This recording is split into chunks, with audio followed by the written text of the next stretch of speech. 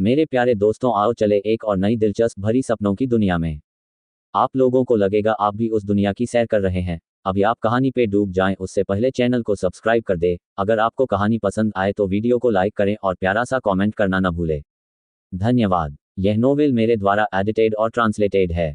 इस नोवेल का नाम एम्परर्स डोमिनेशन बदलकर डेविल एम्परर ध्रुव रखा हूं। एपिसोड 2 में सफल हो जाऊं तो ये संप्रदाय के लिए एक महान योगदान होगा। कड़ी मेहनत करने वालों को पुरस्कृत किया जाना चाहिए, है ना? कार्य के खतरे को देखते हुए मेरे लिए कुछ शर्तें प्रदान करना स्वाभाविक ही होगा। ये बुजुर्ग ध्रुव के रवैये से बेहद नाखुश था, इसलिए उसने अपनी प्रतिक्रिया देते हुए कहा, तब तक प्रतीक्षा करें जब तक आप परीक्षण पास नहीं कर लेते, हम तब उन पर चर्चा कर सकते हैं। ऐसा ही हो। पहले बुजुर्ग ने सिर हिलाकर सहमति जताई और फिर बोला, आप चिंता मत करें। जब तक आप परीक्षण में सफल हो जाते हैं तब तक आप स्वर्ग की इच्छा गुप्त कानूनों और अमर सम्राट योग्यता कानूनों के अपवाद के साथ किसी भी साधना पद्धति का चयन करने के लिए स्वतंत्र हैं। मुझे नहीं लगता कि अन्य बुजुर्गों को इस पर कोई आपत्ति होगी। छहों बुजुर्गों ने एक दूसरे की ओर देखा और इस विचार पर विचार करने लगे। यदि वह सचमुच परीक्षण में सफल हो जाता है तो बुजुर्ग का सुझाव पूरी तरह से उचित था। अन्य शर्तें परीक्षण के बाद तक प्रतीक्षा की जा सकती हैं। ध्रुव ने अंततः मुस्कुराते हुए कहा, हालांकि एक शर्त है जो मुझे पहले ही बता देनी चाहिए ताकि तैयारी के लिए पर्याप्त समय मिल सके। एक बार जब मैं फिजिक्स संचय स्तर पर पहुंच जाता हूं तो मुझे सेंट ग्रेड के औषधीय पेस्ट की आवश्यकता होती है। ध्रुव की विनती सुनकर सभी 6 बुजुर्गों के चेहरे पर उदासी छा गई। वे एक साथ चिल्ला पड़े, तुम इतने लालची हो सकते हो? ध्रुव ने ऐसा दिखावा किया जैसे कि उसने उनकी ऊंची आवाज नहीं सुनी और धीरे धीरे प्रत्येक शब्द का उच्चारण करते हुए बोला, बुजुर्गों, हमारे दो संप्रदायों के बीच विवाह एक महान मामला है। यदि सब कुछ ठीक रहा तो यह संप्रदाय के लिए बहुत बड़ा योगदान होगा।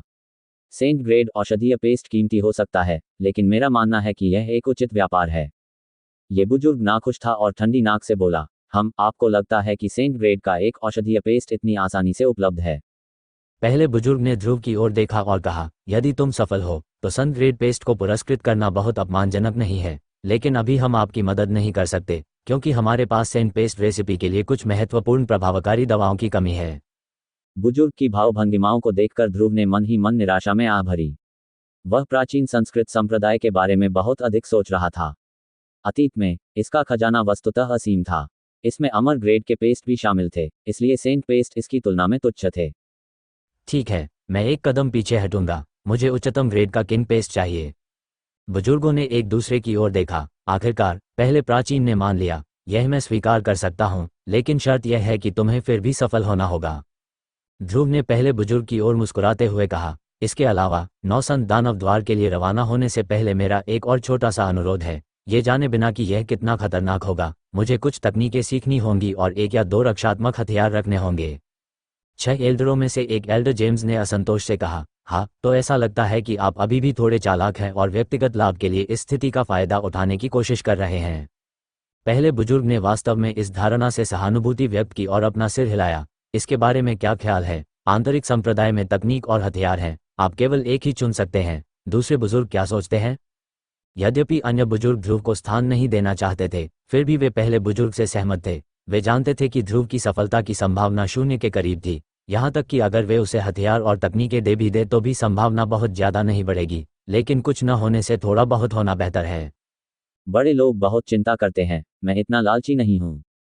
ध्रुव स्वाभाविक रूप से बड़ों के विचारों को जानता था और शांति से मुस्कुराया। मैंने सुना है कि हमारे पास अदृश्य दोहरे ब्लेड नामक एक तकनीक है जिसे कुछ ही समय में सीखा जा सकता है। मैं इस तकनीक के साथ साथ इसके साथ एक जोड़ी ब्लेड भी चाहता हूँ। क्या ये स्वीकार्य होगा? ध्रुव की बात सुनकर बुजुर्गों की आंखें आश्चर्य से घूम गईं। उन्होंने शुरू में सोचा था कि यह लालची लड़का सम्राट स्तर की तकनीक मांगेगा, लेकिन पता चला कि वह वास्तव में एक सामान्य तकनीक चाहता था। अदृश्य दोहरे ब्लेड, है ना? पहले बुजुर्ग ने अपनी दाढ़ी सहलाई। एक अन्य एल्डर ने तुरंत जवाब दिया, प्रथम एल्डर, ये केवल एक मार्शल तकनीक है और व्यवहारिक उपयोग के लिए अपर्याप्त है। साधना की दुनिया में सबसे सरल योग्यता नियम भी किसी भी मार्शल आर्ट से बेहतर प्रदर्शन करेगा।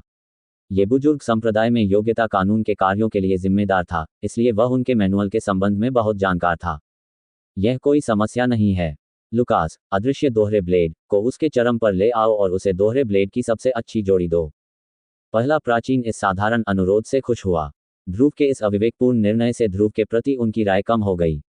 कोई सोच सकता है कि संप्रदाय ध्रुव की मदद के लिए हर संभव सहायता देना चाहेगा, लेकिन अंदर ही अंदर सभी बुजुर्ग जानते थे कि चाहे वे उसे कोई भी तकनीक और हथियार दे दें, परीक्षण पूरा करना फिर भी असंभव होगा। उनका उद्देश्य केवल अपने संप्रदाय के लिए होने वाले नुकसान को न्यूनतम करना था। ध्रुव को लालची न होते देख एक बुजुर्ग संतुष्ट हो गए और उन्होंने उदारता से पूछा, क्या तुम्हारी कोई और इच्छा है?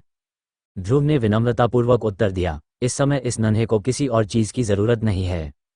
पहले बुजुर्ग ने गंभीरता से कहा, अच्छा, वापस जाओ और तैयारी करो, तुम्हें 3 दिन में प्रस्थान करना होगा। अपनी वापसी के बाद आप अपने पद पर आसीन होने के लिए पैतृक समारोह पूरा कर सकते हैं।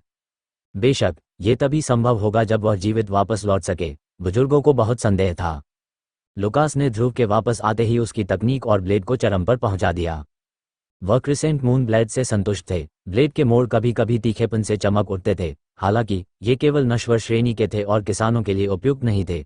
चाहे किनारे कितने भी तीखे क्यों न हों, इसकी तुलना जादुई हथियारों से नहीं की जा सकती। लुकास के जाने के बाद ध्रुव ने धीरे धीरे अदृश्य दोहरे ब्लेड तकनीक को पढ़ा। उसके द्वारा बोला गया प्रत्येक शब्द और वाक्यांश उसके मन में दोहराया जाता था। उस समय जब वह अभी भी डार्क क्रो था, भले ही वह अमर दानव ग्रोटो से सफलतापूर्वक बच निकला था, फिर भी उसकी स्थिति अभी भी स्थिर नहीं हुई थी। कभी कभी अभी भी गुफा से प्रभावित होगा। जब भी उसे ऐसा महसूस होता, वह तुरंत अपने आप को सील कर लेता और अपनी आत्मा को गहरी नींद में जाने के लिए मजबूर कर देता। उन्होंने प्रत्येक युग में सबसे खतरनाक स्थानों पर जाने के लिए कई कष्टदायक वर्ष बिताए थे। वह कई गुरुओं के हाथों में पड़ चुका था और उसे कई क्लेशों को पार करना पड़ा था, लेकिन इसके कारण वह कई योग्यता कानूनों, यहां तक कि सम्राट योग्यता कानूनों और अमर विधियों को देखने में सक्षम था। क्योंकि उसे डर था कि एक दिन वह खुद को नियंत्रित नहीं कर पाएगा और उसे अमर दानव गुफा में वापस बुलाया जाएगा, इसलिए उसने हमेशा उन विधियों और तकनीकों के बारे में अपनी यादें मिटा दी जो उसने गुफा के हाथों में पड़ने से बचने के लिए सीखी थी। हालांकि कीमिया भगवान और अमर सम्राट कुणाल एक रहस्यमय विधि के साथ आए, जिससे ध्रुव को इन सर्वोच्च तकनीकों की सच्चाई को तुरंत समझने में मदद मिली जब उसने उन्हें फिर से देखा। अभी अदृश्य दोहरे ब्लेड में महारत हासिल करने के लिए प्रासंगिक सभी चीजें याद कर ली गई थीं। एक गहरी सांस लेकर और अपने दिमाग में लिखी गई पुस्तिका की तुलना अपने सामने लिखे गए संस्करण से करते हुए उन्होंने पाया कि तकनीक में कुछ कमी थी। इससे उन्हें बहुत चिंता हुई। वास्तविकता में अदृश्य दोहरे ब्लेड जैसी तकनीकों में कुछ भागों का गायब होना सामान्य बात थी। अंततः ये शिखर तक पहुंचने के लिए पर्याप्त नहीं था। कृषकों की दृष्टि में यह एक छोटी कला थी।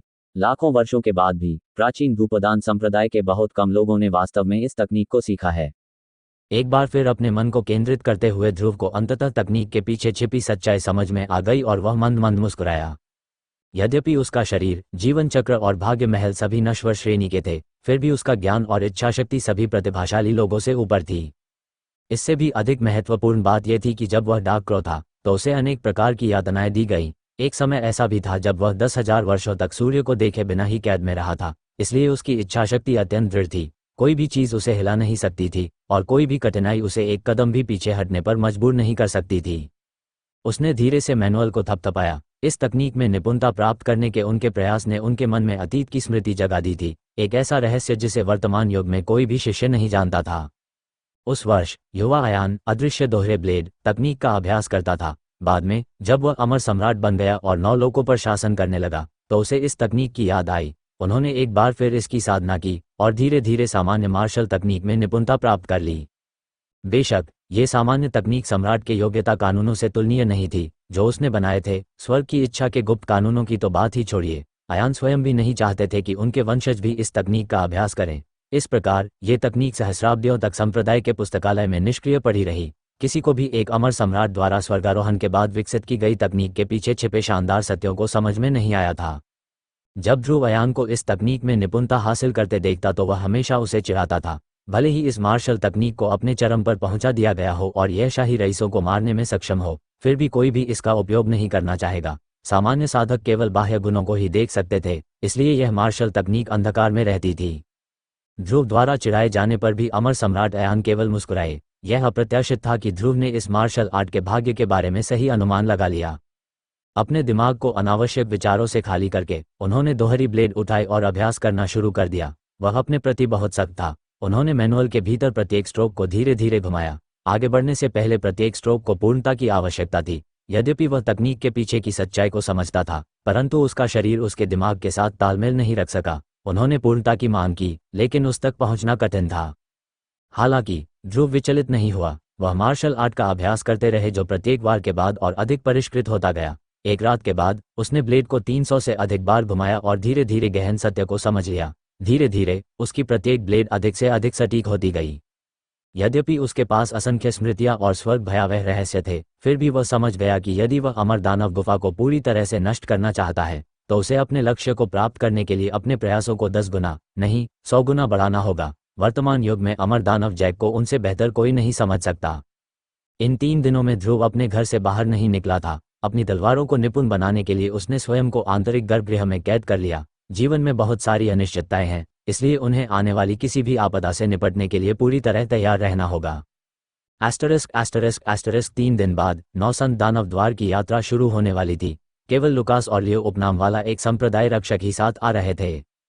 प्राचीन शुद्धि धूप संप्रदाय में कुल 6 बुजुर्ग, 12 संरक्षक और 36 विभागीय नेता थे। नौसंत दानव द्वार जैसे भव्य संप्रदाय में केवल 3 लोगों के साथ जाना, जिनमें सर्वोच्च रैंक वाला सदस्य मात्र एक रक्षक होता है, इसका वर्णन करने के लिए कोई शब्द नहीं थे। प्रस्थान से पहले ध्रुव ने जर्जर सदस्यों की ओर देखकर पूछा, केवल हम 3? लुकास के स्वामी प्रोटेक्टर मो अपने शब्दों में बहुत मितव्ययी थे। प्रश्न सुनने के बाद उन्होंने उत्तर दिए बिना केवल ध्रुव की ओर देखा।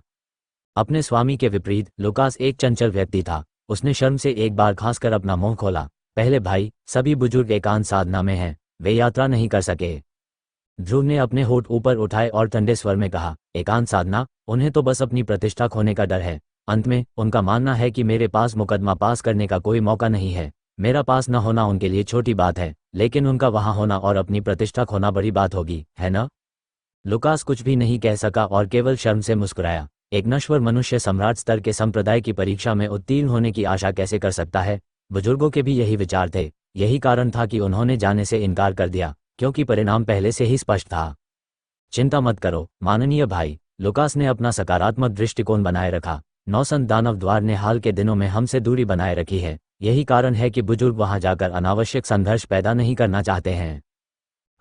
ये केवल नौसंत दानव द्वार है, वे शीर्ष तक नहीं पहुंच सकते। उस युग में भले ही नौसंत पुण्य प्रतिमान जीवित थे, फिर भी उन्हें सफाई धूप प्राचीन संप्रदाय के सामने झुकना होगा। रक्षक सिंह केवल ध्रुव के अहंकार को नजरअंदाज कर सकते थे। वह केवल ठंडी सांसों में खर्राटे लेता रहा, कुछ भी कहने की जहमत नहीं उठाता था। लुकास को डर था कि ध्रुव और भी अपमानजनक बातें कहेगा, इसलिए उसने बीच में टोकते हुए कहा, पहले भाई, यह मेरे गुरु हैं, संप्रदाय के रक्षक। कृपया इस यात्रा में मेरा ध्यान रखें। ध्रुव ने बिल्कुल सही मात्रा में शिष्टता और सम्मान के साथ सिर झुकाया, न तो बहुत अधिक दबाव के साथ और न ही बहुत कमजोर तरीके से। रक्षक लियो ने उसे एक और नज़र से देखा और कहा, चलो चलें। अपनी बात समाप्त करके वह मुड़ा और चला गया। रक्षक लियो पुराने रक्षकों में से एक था, इसलिए उसकी साधना औसत से ऊपर थी। हालांकि वह नहीं जानता कि दूसरों के साथ सामाजिक रूप से कैसे बातचीत की जाए। इस प्रकार संप्रदाय में उनका स्थान अन्य संरक्षकों की तुलना में काफी निम्न था, अन्यथा वह इस महान अभियान का हिस्सा नहीं बन पाते, जो शुरू से ही असफल था। संप्रदाय के उच्च वर्ग को पता था कि यह यात्रा एक हास्य नाटक बन जाएगी, जिसका मुख्य पात्र ध्रुव होगा। यदि दर्शक खुश नहीं थे तो मृत्यु अवश्यंभावी थी, और यही एक और कारण था कि 6 बुजुर्ग इससे बचते थे। अन्य संरक्षक इस समूह का नेतृत्व करने के लिए तैयार नहीं थे, इसलिए ये कार्यभार अंततः संरक्षक मो के कंधों पर आ गया। संरक्षक लियो को भी लगा कि इस यात्रा से कोई सकारात्मक परिणाम नहीं निकलेगा, जिसके कारण उनका मूड सामान्य से भी अधिक खराब हो गया था। लंबी यात्रा तब तक शांति से भरी रही जब तक वे प्राचीन संप्रदाय के भव्य मंदिर तक नहीं पहुंच गए। ये भव्य मंदिर बहुत विशाल था और इसमें 10,000 लोग बैठ सकते थे। संपूर्ण ग्रैंड मिडिल टेरिटरी को देखते हुए अन्य धरोहरों के बीच तुलनीय मंदिर ढूंढना कठिन होगा। ज़ेड रंग का यह मंदिर अत्यंत प्राचीन था। इसका निर्माण स्वर्गीय पत्थरों और क्रिस्टल से किया गया था। ऊपर अमर सम्राट अयान द्वारा व्यक्तिगत रूप से नक्काशी की गई सुलेख था। इन शब्दों से साहस की ऐसी आभा निकल रही थी जिसका अंदाजा नहीं लगाया जा सकता। प्रत्येक शब्द और वाक्यांश ऐसा प्रतीत होता था मानो वह अस्तित्व को मिटा सकता है। इस भव्य मंदिर से लुप्त हो रहे संप्रदाय की पुरानी शक्ति की सराहना की जा सकती है।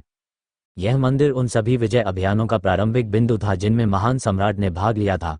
अयान अपने अभियान पर निकलने से पहले यहाँ समारोह आयोजित करता था, जिसमें संपूर्ण 9 लोगों की यात्रा शामिल थी। केवल अमर सम्राट संप्रदाय ही इस तरह के मंदिर का स्वामी हो सकता है।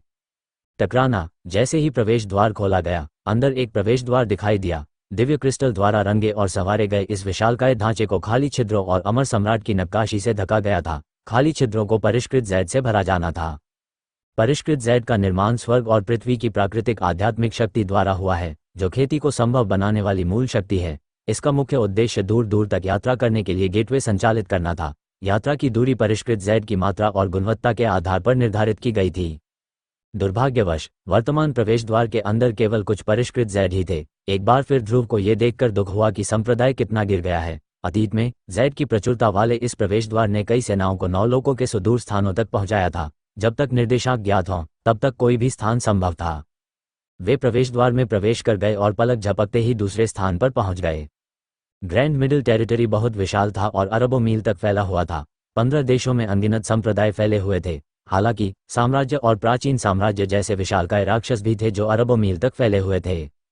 यदि कोई व्यक्ति किसी देश को उड़कर पार करना चाहे तो उसे कई वर्ष लग जाएंगे, बशर्ते कि वह कोई प्रबुद्ध व्यक्ति या स्वर्गीय राजा न हो। कोई भी नामित नायक या शाही कुलीन व्यक्ति इतना बुद्धिमान होगा कि वह ये कार्य करने का प्रयास न करे। इसके अलावा grand middle territory मॉर्टल emperor world का केवल एक हिस्सा था। नश्वर सम्राट विश्व को सम्राट सीमा या सम्राट देश के नाम से भी जाना जाता था और इसमें 5 अलग अलग क्षेत्र शामिल थे। उत्तर में उत्तरी ग्रांड सागर है, दक्षिण में बंजर धरती है, पूर्व में 100 शहर हैं, पश्चिम में उजाड़ बंजर भूमि है और बीच में ग्रांड मध्य क्षेत्र है। टकराना। ध्रुव और उसके साथी 9 संत दानव द्वार के प्रवेश द्वार पर पहुंचे। जैसे ही वे बाहर निकले उन्हें महसूस हुआ कि वहां की प्राकृतिक आत्मा का सार किसी भी अन्य स्थान की तुलना में अधिक सघन था।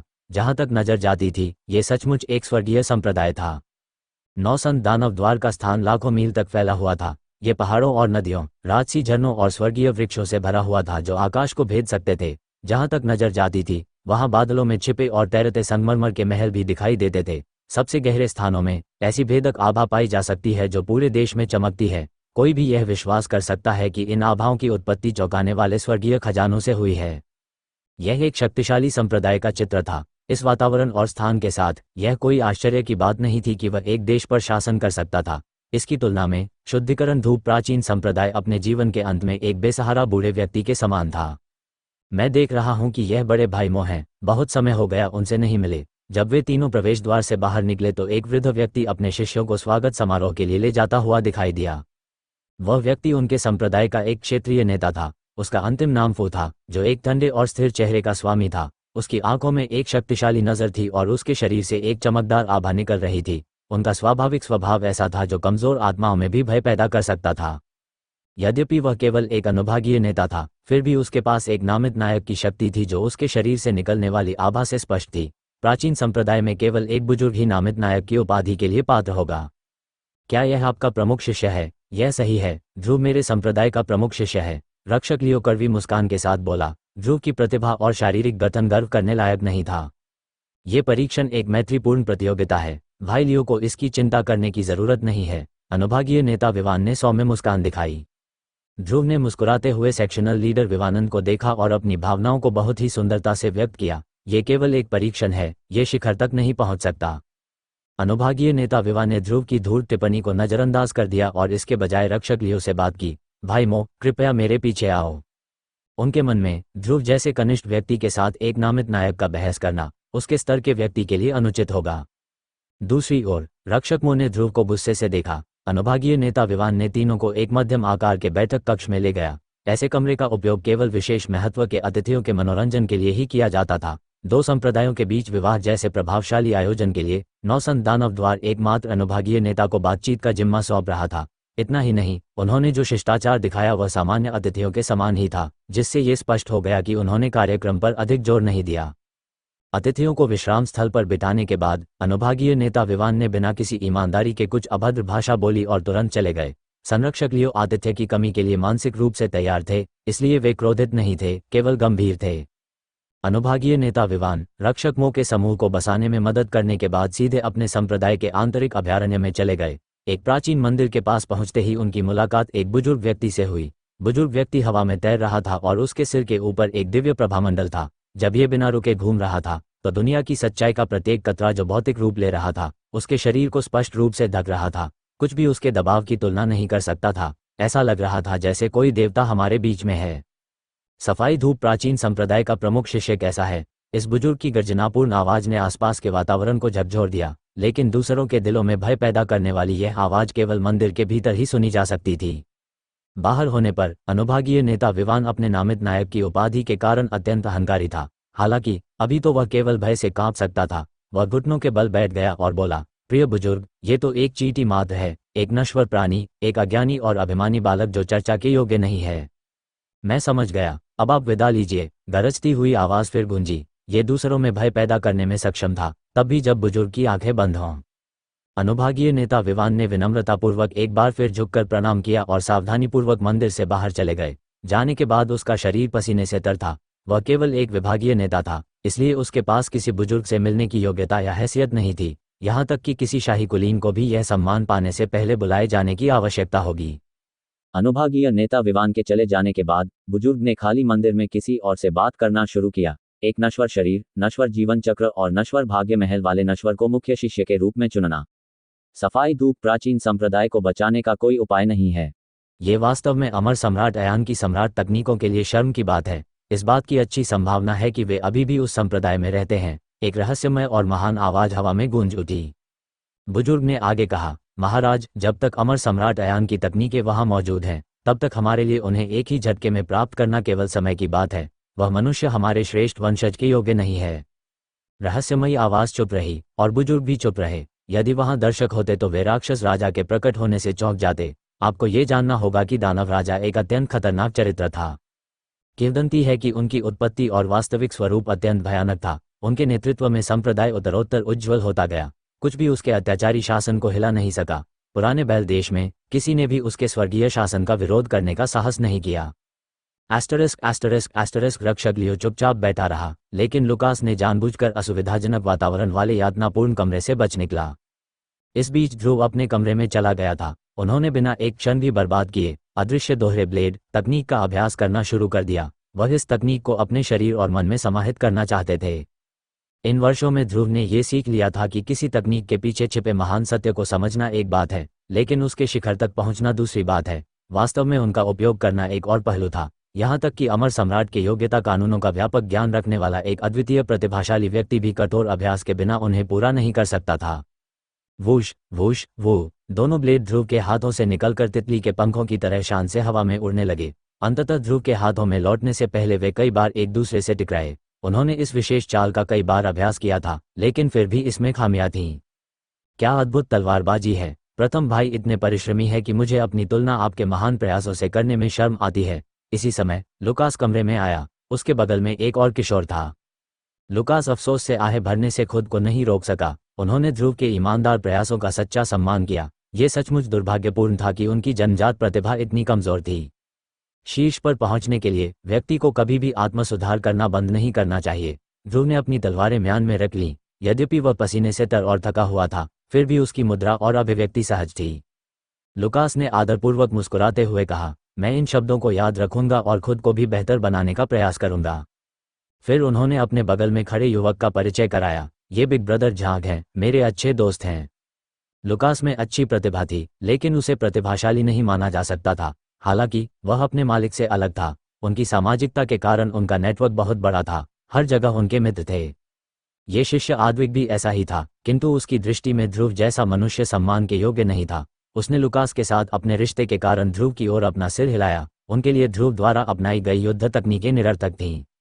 ये पहली बार है जब प्रथम भाई नौसंत दानव द्वार का दौरा कर रहे हैं, तो क्यों न हम घूमें ताकि आप दृश्यों के आदी हो सके। ध्रुव को अचानक एक घटना याद आ गई, इसलिए उसने मुस्कुराते हुए जवाब दिया, जरूर। लुकास ने झांग नामक शिष्य की ओर मुड़कर कहा, भाई झांग, इस बार हमें तुम पर दबाव डालना होगा। भाई नान, आप बहुत संकोची हैं। शिष्य अद्विक के पास सिर हिलाने के अलावा कोई विकल्प नहीं था। भले ही वह अनिच्छुक था, लेकिन वह अपनी दोस्ती में तनाव नहीं लाना चाहता था। आखिरकार ध्रुव के साथ सुंदर मार्ग पर जाने की उसकी कोई इच्छा नहीं थी। नौसंत दानव द्वार मेजबान थे, इसलिए उन्हें अपने रिश्ते को सकारात्मक रूप से बढ़ावा देने के लिए ध्रुव को इधर उधर ले जाना चाहिए। हालांकि चूंकि उन्होंने ध्रुव को योग्य नहीं समझा, इसलिए शिष्टाचार और नियमों को ताक पर रख दिया गया। शिष्य अद्विक ने उन्हें परिसर में घुमाया, लेकिन उन्होंने केवल लुकास से बातचीत की तथा ध्रुव के साथ ऐसा व्यवहार किया जैसे वह वहां मौजूद ही न हो। उनकी उपस्थिति से शिष्यों में बहुत हलचल मच गई। क्या वह उस पुराने संप्रदाय का प्रमुख शिष्य नहीं है? दूर से एक शिष्य ने यह देखकर बाहें सिकोड़ी कि ध्रुव तो केवल एक नश्वर है। संप्रदाय के एक अन्य शिष्य ने उपहासपूर्वक हंसते हुए कहा, हे शुद्धिकरण धूप प्राचीन संप्रदाय केवल एक दोयम दर्जे का प्रतिष्ठान है। यदि कोई मनुष्य भी उनका प्रधान शिष्य बन जाए तो ये पद व्यर्थ ही माना जाएगा। एक नश्वर व्यक्ति सीनियर ली से शादी करना चाहता है। सड़े हुए चॉपस्टिक्स को सोने का कटोरा चाहिए। क्यों ना आप आईने में देखकर देखें कि आप कितने नीच हैं। 1 पूर्व वाक्य एक चीनी कहावत है, जैसे एक मेढक हंस का मांस खाना चाहता है। अद्विका 9 संत दानव द्वार की प्रमुख वंशज थी।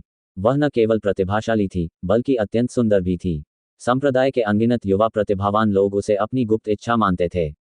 अन्य विरासतों से आए असंख्य प्रतिभाशाली लोग, जो उनसे प्रेम करने की कोशिश करते थे, देश के एक छोर से दूसरे छोर तक एक पंक्ति बना सकते थे। और उन सभी में एक बात समान थी, वह थी ध्रुव के चेहरे पर थूकने की इच्छा, क्योंकि वह इतना बेशर्म है। शिष्य अद्विक और भी अधिक शर्मिंदा हुआ। वह अपने साथी शिष्यों की आंखों में शत्रुता देख सकता था। ध्रुव से दूरी बनाए रखने के लिए वह तेजी से चलने लगा और अंततः उसे पीछे छोड़ दिया। हालांकि ध्रुव को उसकी हरकतों पर कोई ध्यान नहीं था। वह शांत और निश्चिंत तरीके से अपनी गति से चलता रहा और 9 संत दानव द्वार के स्वर्गीय दृश्य का आनंद लेता रहा। लुकास ने ध्रुव को गंभीरता से याद दिलाया, पहले भाई, तुम्हें सावधान रहना होगा। बहुत से लोग आपकी मंगेतर को लुभाने की कोशिश कर रहे हैं और वे आपके लिए मुसीबत खड़ी करने में भी नहीं हिचकिचाएंगे। ध्रुव ने शांति से उत्तर दिया, ये तो लड़की ही है, इतना हंगामा करने की कोई जरूरत नहीं है। उसने कई देश विनाशक सुंदरियां देखी थीं, इसलिए उसने अपनी संभावित मंगेतर के बारे में नहीं सोचा था। यह उसके लिए एक मामूली बात थी। अनजाने में वे संप्रदाय के प्रशिक्षण स्थल पर पहुंच गए। यह वह स्थान था जहां सभी शिष्य प्रवेश कर सकते थे। एक बार कोई अंदर चला गया तो उसे विशाल युद्ध मंच की तुलना में सचमुच छोटा महसूस हुआ। वह एक विशाल पहाड़ी के ऊपर चींटियों की तरह था। युद्ध मंच में विशाल उल्कापिंड पत्थर शामिल थे। प्रत्येक पत्थर पर अनेक पुण्य देवताओं के शब्द अंकित थे। उनसे निरंतर रहस्यमयी एवं शक्तिशाली ऊर्जाएं निकल रही थीं। यह वह ऊर्जा थी जिसने युद्ध मंच की रक्षा की तथा प्रतियोगियों द्वारा पहुंचाई जाने वाली किसी भी क्षति से उसे अप्रभावित रखा। पुण्य प्रतिमान स्तर का एक युद्ध मंच। यद्यपि यह पहली बार नहीं था जब उसने ये दृश्य देखा था, फिर भी युद्ध के मंच ने लुकास को विस्मय से भर दिया। शिष्य अद्विक को बहुत गर्व हुआ और वह शेखी बघारने लगा, ये युद्ध मंच हमारे महान बुजुर्ग द्वारा बनाया गया था। ये कई पुण्य प्रतिमानों की विनाशकारी शक्ति का भी सामना कर सकता है। लुकास खुद को रोक नहीं सका और धीमी आवाज में बुदबुदाया, अतीत में हमारे सफाई धूप प्राचीन संप्रदाय में भी एक युद्ध मंच था। सच्चाई ये थी कि क्लींजिंग इंसेंस प्राचीन संप्रदाय में भी एक युद्ध चरण था, लेकिन यह पुण्य प्रतिमान स्तर का नहीं था। कुछ लोग कहते हैं कि यह लगभग अमर सम्राट स्तर का था, इसलिए यह स्वर्गीय राजाओं और अमर सम्राटों के बीच लड़ाई का सामना कर सकता था। इसे अमर सम्राट अयान ने अज्ञात अंतरिक्ष की गहराई में पाया था। दुर्भाग्यवश किसी को नहीं पता था कि इस युद्ध चरण को क्यों सील कर दिया गया था। उसके बाद से कोई भी अखाड़े में प्रवेश नहीं कर सका।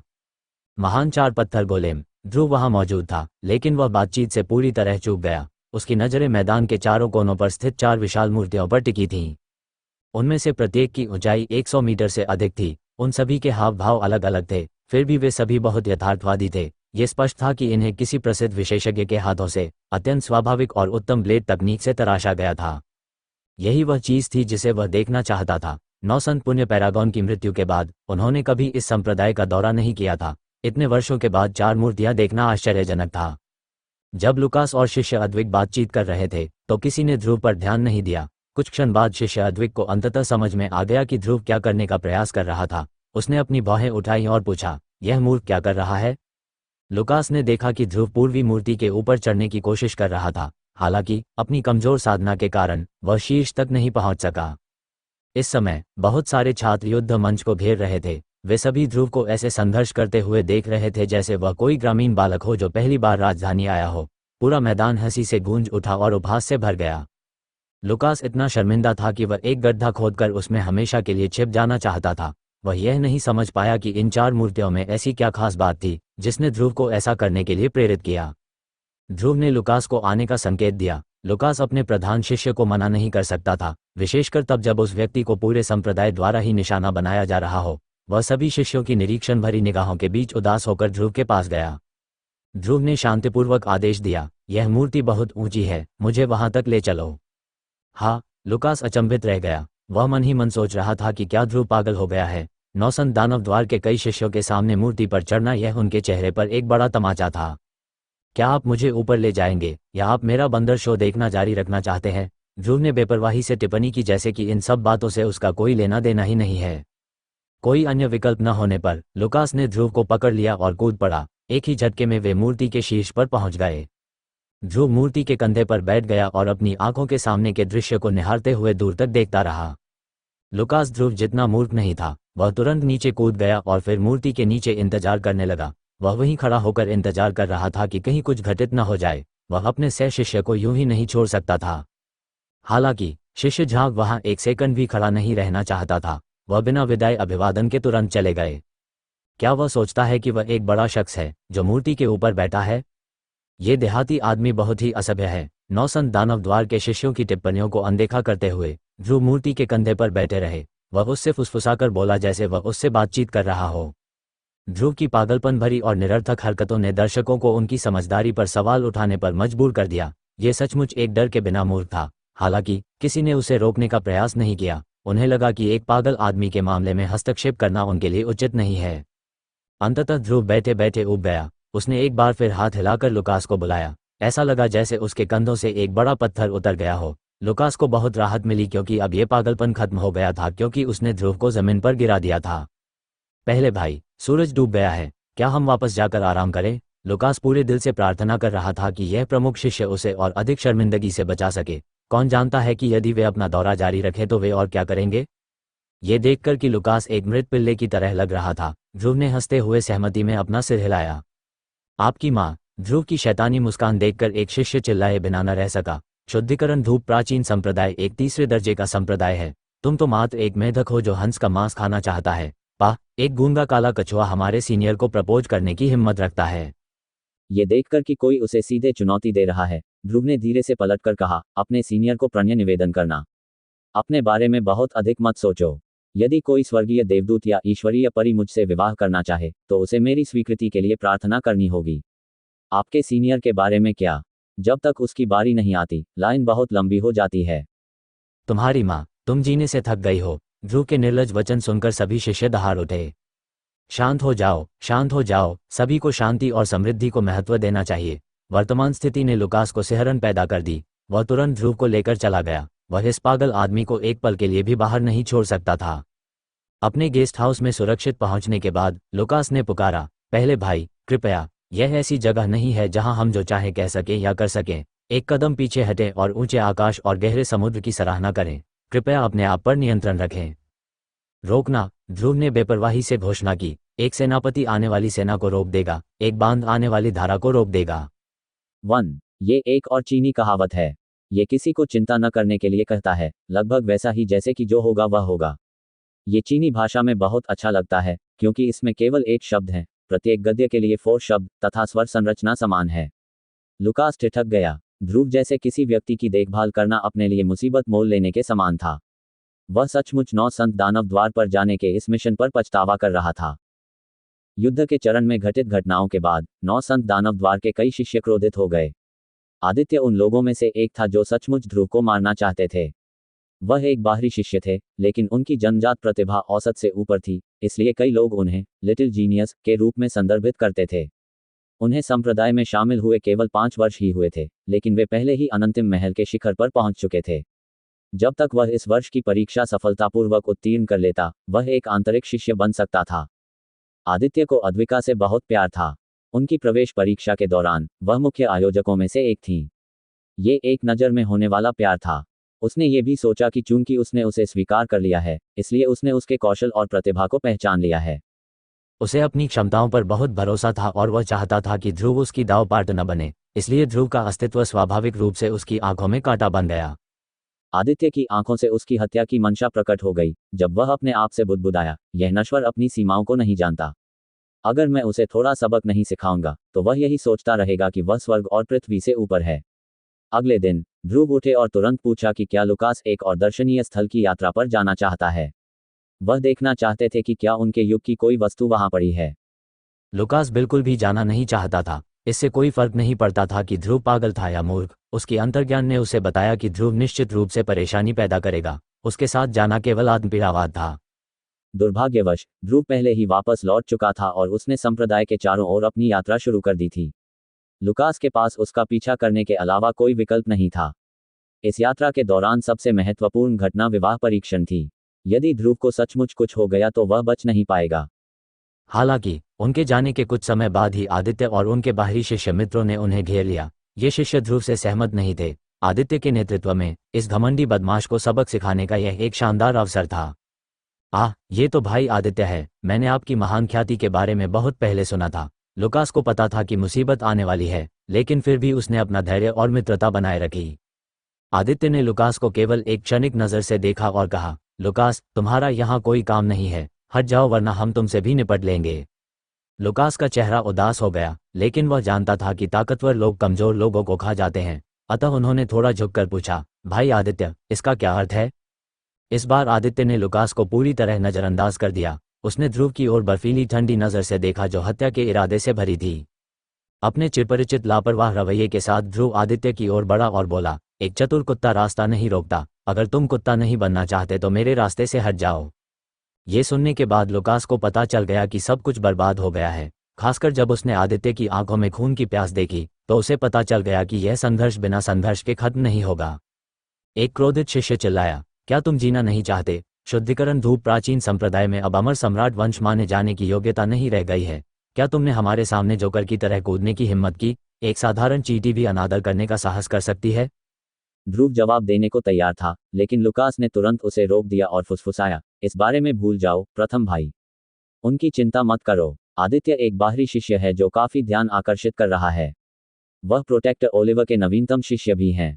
यदि वह वार्षिक परीक्षा उत्तीर्ण कर लेगा तो वह तुरंत ही एक आंतरिक शिष्य बन जाएगा। लुकास का इरादा ध्रुव को ये याद दिलाना था कि वे आदित्य जैसे व्यक्ति को नाराज नहीं कर सकते। उन्हें नौसंत दानव द्वार से एक रक्षक का समर्थन प्राप्त था।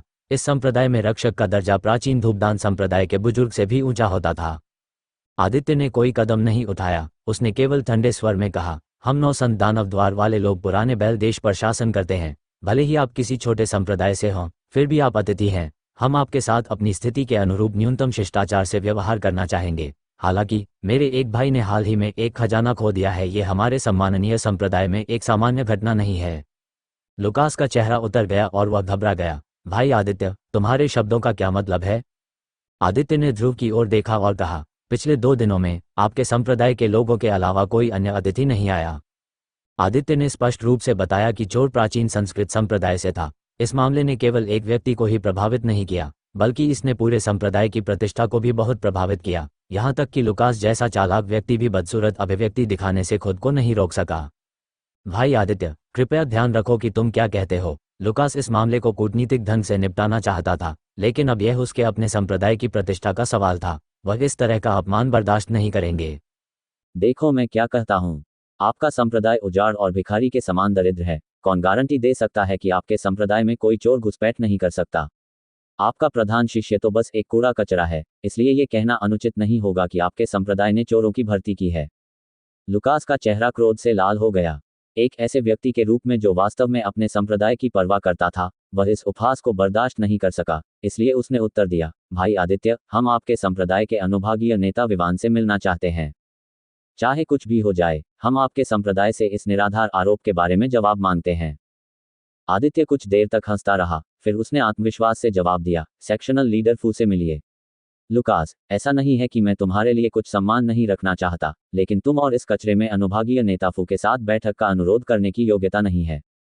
हमारे विभागीय नेता नामित नायक की उपाधि पाने में सक्षम है, और यह अज्ञात है कि आपके बुजुर्ग भी ऐसा करने में सक्षम हैं या नहीं। हो सकता है कि आपके बुजुर्ग लोग अनुभागीय नेता फू से मिलने के लिए योग्य हों, लेकिन आप और ये कचरा, इसके बारे में सोचना भी मत। अपनी बात समाप्त करने के बाद आदित्य ने ध्रुव को उदासीनता से देखा। अन्य शिष्यों ने सहमति में ताली बजाई और ध्रुव को फिर से अपशब्द कहने लगे। लुकास क्रोध से कांप रहा था, लेकिन ध्रुव ने अपना धैर्य बनाए रखा और सावधानीपूर्वक जवाब दिया, मेरे लिए इससे कोई फर्क नहीं पड़ता कि यह योजना आपके नेता या यहाँ तक कि आपके रक्षक की ओर से है। सच कहूं तो ऐसा इसलिए है क्योंकि आप अपनी सीनियर से बहुत प्रभावित हैं। मुझे लगता है उसका नाम अद्विका था। हालांकि मैंने उसे पहले कभी नहीं देखा है, फिर भी तुम बहुत तुच्छ हो। आपकी प्रमुख वंशज अद्विका की सगाई महज एक तरफा मामला है। क्योंकि मैं आपके संप्रदाय की वर्तमान स्थिति का सम्मान करता हूं, इसलिए मैं उसे नौकरानी के रूप में रखने पर विचार करूंगा। और तुम्हारा क्या ख्याल है? ध्रुव ने आगे कहा, तुम बहुत भोले हो। यदि आपकी देवी में ऐसी प्रतिभा होती तो वह आपको अपनी नजरों में नहीं रखती। मैं तो पहले से ही उसकी परवाह नहीं करता, तो फिर तुम मूर्ख की तरह उसके लिए मुझसे प्रतिस्पर्धा क्यों करने की कोशिश कर रहे हो? रास्ते से हट जाओ। तुम्हें कोई छायादार जगह ढूंढनी चाहिए और अपने गर्म सिर को ठंडा करने के लिए आराम करना चाहिए। कमीने, यदि तुम इतनी बुरी तरह से मरना चाहते हो तो मैं खुशी खुशी तुम्हें मौत दिखाऊंगा। उन शब्दों से क्रोधित होकर आदित्य ने अपनी तलवार के साथ साथ अपनी आभा भी बुला ली। आदित्य, अगर तुम लड़ना चाहते हो तो मैं आंख नहीं मूंदूंगी। ध्रुव की बहादुरी देखकर क्रोध से जल रहे लुकास को बहुत अच्छा महसूस हुआ। हालांकि वह जानता था कि ध्रुव ने पहले कभी साधना नहीं की थी, इसलिए वह तुरंत उसके सामने पहरा देने के लिए खड़ा हो गया। ठीक है, मैं पहले तुम्हारा ख्याल रखूंगा, फिर उस छोटे कमीने को मार दूंगा। आदित्य की आंखों से भयंकर क्रोध झलक रहा था। उनके लिए अद्विका एक अछूत देवी थी, फिर भी ध्रुव ने उसका अपमान करने का साहस किया। ध्रुव ने धीरे से लुकास को पीछे धकेला और शांति से कहा, लुकस, अगर कोई मेरी जान लेना चाहता है तो मैं ही उसका अंत करूंगा। तुम्हें पीछे खड़े होकर देखना चाहिए। अच्छा, अच्छा, उत्कृष्ट। आदित्य अब क्रोधित नहीं हुआ और जोर से हंस पड़ा। यह अब तक सुनी गई सबसे मजेदार बात है। तुम जैसा घटिया आदमी किसी ऐसे व्यक्ति को मारना चाहता है जो मेरे जैसे प्रोविजनल पैलेस स्टेज पर है, तो ठीक है, मैं तुम्हें लड़ने का मौका दूंगा। ये जानते हुए कि वह एक नश्वर था, सभी जानते थे कि ध्रुव किसी भी पुण्य कानून का उपयोग नहीं कर सकता था। अन्य शिष्यों को ध्रुव पर दया आ गई। युद्ध तकनीक बनाम योग्यता कानून, आपको मूल बातें भी नहीं पता, फिर भी आपका अहंकार चरम पर है। ये बहुत दुख की बात है। ध्रुव को ऐसी टिप्पणियों से कोई फर्क नहीं पड़ता। उन्होंने शांतिपूर्वक कहा, ये ठीक है, हर कोई इस लड़ाई का गवाह बन सकता है। ये कहकर वह युद्ध मंच की ओर चल पड़ा। आप नहीं कर सकते। लुकास भय से भर गया। उन्होंने ध्रुव को पकड़ लिया और कहा, पहले भाई, ऐसा हो ही नहीं सकता। आदित्य प्रोविजनल पैलेस स्टेज के शिखर पर पहुंच गया है। तुम उसकी बराबरी नहीं कर सकते।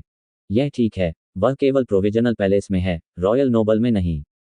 और यहाँ तक कि अगर नौसंत दानव द्वार का एक शाही रईस मेरे साथ गड़बड़ करने की हिम्मत करता है तो मैं अपने मूड के आधार पर उसे छोटे टुकड़ों में काट दूंगा। ध्रुव ने हल्के से मुस्कुराकर लुकास को धक्का दे दिया। लुकास के सिर में दर्द होने लगा। उसका पहला विचार यह था कि उसका पहला भाई बूढ़ा हो गया है। ध्रुव को संप्रदाय में शामिल हुए अभी कुछ ही दिन हुए थे और उसने अभी तक साधना की सबसे बुनियादी तकनीकों का अभ्यास भी शुरू नहीं किया था। उनके पास केवल अदृश्य दोहरे ब्लेड मार्शल तकनीक तक पहुंच थी। जो व्यक्ति केवल मार्शल आर्ट का अभ्यास करता था वह साधक के विरुद्ध युद्ध नहीं कर सकता था। मार्शल तकनीकों की तुलना योग्यता नियमों से करना वैसा ही था जैसे स्वर्ग और पृथ्वी की तुलना करना। ये बताने की आवश्यकता नहीं है कि आदित्य प्रोविजनल पैलेस स्टेज के भी विशेषज्ञ थे। लुकास को होश आया और वह तुरंत अपने स्वामी प्रोटेक्टर मो को खोजने निकल पड़ा। वह जानता था कि यदि यह लड़ाई हुई तो परिणाम केवल मृत्यु ही होगा। ध्रुव और आदित्य की लड़ाई की खबर नौ संत दानव द्वार के शिष्यों द्वारा जानबूझकर फैलाई गई थी। ये बात शीघ्र ही पूरे संप्रदाय में फैल गई। आदित्य का काफी प्रभाव था और वह संप्रदाय में काफी लोकप्रिय थे, क्योंकि प्रवेश के 5 साल बाद ही वह प्रोविजनल पैलेस तक पहुंच गए थे। यहाँ उन्हें एक प्रतिभाशाली व्यक्ति माना जाता था। वर्तमान क्लींजिंग इंसेंस प्राचीन संप्रदाय में वे प्रतिभाशाली लोगों के बीच एक प्रतिभाशाली व्यक्ति होंगे। यहाँ तक कि जिन सीनियर्स ने इस चुनौती के बारे में सुना वे भी आश्चर्यचकित थे। आदित्य को चुनौती। कुछ शिष्य जिन्होंने ध्रुव के बारे में कभी नहीं सुना था वे काफी आश्चर्यचकित थे। वह रक्षक ओलिवर का नवीनतम शिष्य है। भले ही उनकी गोल्डन वुल्फ फिजिक अभी केवल हाउटियन तक ही पहुंची है, फिर भी ये एक दुर्जेय प्रकार की फिजिक है। शुद्धि धूप प्राचीन संप्रदाय के प्रमुख शिष्य की वर्तमान साधना क्या है? एक शिष्य ने मजाक करते हुए उत्तर दिया, हाँ, सीनियर शेंग बहुत ज्यादा चिंता करते हैं। वह संप्रदाय औसत दर्जे का है और उसमें कोई विशेषज्ञ नहीं है। उनका प्रधान शिष्य एक नश्वर शरीर, नश्वर जीवन चक्र और नश्वर भाग्य महल वाला एक कूड़ा कचरा है। वह केवल 2 दिनों के लिए ही प्राचीन पंथ में शामिल हुआ था, इसलिए उसके पास केवल मार्शल तकनीकों का अभ्यास करने का ही समय था। यहाँ तक कि सबसे बुनियादी योग्यता कानून भी उसे समझ में नहीं आते। ये समाचार सुनकर जो वरिष्ठ लोग ध्रुव को पहले से नहीं जानते थे वे और भी अधिक हैरान हो गए। एक मार्शल कलाकार एक साधक को चुनौती दे रहा है। वह जीने से थक गया होगा। ये तो वैसा ही है जैसे बछड़ा बाघ से न डरे। कितने दुख की बात है। 1. एक और कहावत, जिसका अर्थ है कि व्यक्ति खतरे को पहचानने में बहुत भोला है। बहुत से वरिष्ठों ने अपनी रुचि खो दी क्योंकि उनका मानना था कि लड़ाई एक ही चाल के बाद समाप्त हो जाएगी। आदित्य को बस एक ही झटका चाहिए था और सब कुछ खत्म हो जाता। ये खबर कुछ गुटिया नेताओं और संरक्षकों के कानों तक भी पहुंची। उन्होंने निहितार्थ पर विचार करते हुए अपना सिर हिलाया। संरक्षकों में से एक ने अलग और ठंडे अंदाज में कहा, शायद यह एक छिपे हुए आशीर्वाद है। कूड़े के एक टुकड़े को मारना गर्व की बात नहीं है, लेकिन अगर सफाई धूप प्राचीन संप्रदाय के मूर्ख जूनियर हमें चुनौती देना चाहते हैं तो इसे एक सबक होना चाहिए। इस टिप्पणी से कुछ संरक्षकों और वर्गीय नेताओं की भौहें तन गईं। आखिरकार यह अभी भी एक अमर सम्राट संप्रदाय था। वर्तमान में इसमें अभी भी सम्राट स्तर की साधना पद्धतियां थीं और इससे भी महत्वपूर्ण बात यह थी कि इसमें अमर सम्राट अयान की विरासत थी। हर कोई उस संप्रदाय पर भूखे बाघों की तरह नजर रख रहा था और हमला करने के लिए सही मौके की प्रतीक्षा कर रहा था। यथार्थवादी रूप से, 9 संत दानव गेट को केवल सम्राट योग्यता कानूनों को लूटने के लिए अपने संरक्षकों को जुटाना था, लेकिन वर्तमान दानव राजा ने इस विषय पर अपने विचार कभी प्रकट नहीं किए थे। इसके कारण उच्च वर्ग भी चुप रहा। यदि दानव राजा ने आदेश दिया, तो कोई भी तुरंत बिना किसी हिचकिचाहट के संप्रदाय को छोड़ देगा और नष्ट कर देगा। जबकि उच्च अधिकारी अभी भी विचार विमर्श कर रहे थे, ध्रुव पहले से ही युद्ध मंच पर खड़ा था। इस कार्यक्रम में काफी भीड़ एकत्रित हुई। वे बस यह देखना चाहते थे कि आदित्य किस तरह की यातना देगा। जब आदित्य युद्ध मंच पर आए तो एक शिष्य ने जोर से चिल्लाकर कहा, वरिष्ठ आदित्य, एक बार से उनका सिर काट दो। एक अन्य ने कहा, उसके लिए एक तलवार का वार भी बहुत दयापूर्ण है। उसने सीनियर अद्विका और हमारे संप्रदाय का अपमान करने का साहस किया है, इसलिए आपको उसे टुकड़े टुकड़े करके मार डालना होगा। एक वरिष्ठ व्यक्ति ने कहा, हमारे संप्रदाय का अपमान करने का एकमात्र परिणाम मृत्यु है। जूनियर आदित्य, जल्दबाजी मत करो। उसके हाथ पैर काट दो, पर उसे मत मारो। प्राचीन संप्रदाय के सफाई दूत के आने और माफी मांगने की प्रतीक्षा करें। पूरे ग्रैंड मिडिल टेरिटरी को, नहीं, पूरे मॉर्टल एम्परर वर्ल्ड को पता चले कि हमारा विरोध करने का क्या नतीजा होगा। युद्ध मंच पर ध्रुव ने आदित्य को घूरते हुए चिढ़ाते हुए कहा, क्या 9 संत दानव द्वार के शिष्य केवल शब्दों का उपयोग कर सकते हैं? तुम लोग तो अपने मुंह का इस्तेमाल करने में माहिर हो। मूर्ख जानवर, तुम्हारा सिर तुम्हारे धड़ से अलग करने के लिए मुझे केवल एक तलवार के वार की जरूरत है। आदित्य ने अपनी ठोड़ी उठाई और स्पष्ट रूप से अपने प्रतिद्वंद्वी की ओर देखा। ध्रुव ने सहजता से उत्तर दिया, यदि तुम लड़ना चाहते हो तो लड़ो। इतना समय बर्बाद करना बंद करो। उसके बाएं हाथ ने ब्लेड को कसकर पकड़ रखा था। उन्होंने इसे क्षैतिज रूप से उठाया और आदित्य की ओर किनारा दिखाते हुए घोषणा की, अपना कदम बढ़ाओ। मरना। ध्रुव के निडर रवैये से क्रोधित होकर आदित्य ने अपना कदम उठाया। तलवार का ऐसा प्रहार हुआ कि ऐसा लगा कि वह आसपास के स्थान को नष्ट कर देगा। ये प्रहार बिजली की तरह तेज था। आदित्य के असीम क्रोध के साथ तीव्र प्रहार ध्रुव के हृदय पर झपटा। ध्रुव ने एक कदम भी पीछे नहीं हटाया। इसके बजाय वह आगे बढ़ गया। उसके प्रत्येक कदम के साथ उसके बाएं हाथ में तलवार एक स्वर्गीय सर्प की तरह नाचती थी और आदित्य की तलवार चाल को तेजी से विफल कर देती थी। अखाड़े में एक तीखी आवाज गूंजी, जिससे पता चला कि मांस काटा गया है। यद्यपि आदित्य की तलवार ध्रुव के हृदय में नहीं लगी, परंतु उसके बाएं कंधे में लग गई। कीड़ा। आदित्य मुस्कुराया। हालांकि कुछ ही क्षण बाद, जबकि उसकी तलवार अभी भी ध्रुव के बाएं कंधे में फंसी हुई थी, उसके प्रतिद्वंद्वी का दाहिना हाथ हिलने लगा। पलक झपकते ही आदित्य भी ध्रुव की तलवारों की हरकत नहीं देख पाया। अच्छा, ब्लेड बहुत तेज थे। वे रहस्यमय सत्य को सामने लाते थे जिसकी तुलना किसी से नहीं की जा सकती थी। किसी ने भी ब्लेडों की गति पथ को नहीं देखा। जब 9 संत दानव द्वार शिष्यों ने आदित्य की तलवार को जुड़ते देखा तो वे जोर से जयकार करने लगे। तथापि ठीक उसी क्षण जब तलवार ध्रुव के बाएं कंधे से टकराई, लुकास और रक्षक लियो वहां आ पहुंचे। रक्षक लियो ने तलवार को लगते देखा और चिल्लाया, कृपया अपनी तलवार नीचे करो और उसे छोड़ दो। कुछ ही क्षण बाद आदित्य के गले से खून टपकने लगा। अचानक खून की धार बहने लगी और आदित्य का शरीर धीरे धीरे जमीन पर गिरने लगा। ध्रुव ने अदृश्य दोहरे ब्लेड तकनीक का उपयोग करके निर्दयतापूर्वक अपने दोनों ब्लेड फेंक दिए थे। Plop plop. आदित्य का शरीर 2 ब्लेडों से कट गया, जब वे जादुई रूप से एक दूसरे से टकराए, जिससे उसका शरीर 5 टुकड़ों में बंट गया और फिर जमीन पर गिर गया। अखाड़ा खून से भर गया। आदित्य की आंखों में घबराहट और खेद के भाव झलक रहे थे। उसे समझ में नहीं आया कि वह कैसे गिर गया। वह कैसे जान सकता था कि ध्रुव की तकनीक स्वयं अमर सम्राट अयान द्वारा विकसित की गई थी। यद्यपि इसकी तुलना सम्राट स्तर के योग्यता कानूनों से नहीं की जा सकती, फिर भी एक अमर सम्राट द्वारा विकसित मार्शल तकनीक को कम करके नहीं आंका जा सकता। इससे भी अधिक भयावह बात यह थी कि ध्रुव ने इस तकनीक के रहस्यमय सत्य को कैसे समझ लिया था।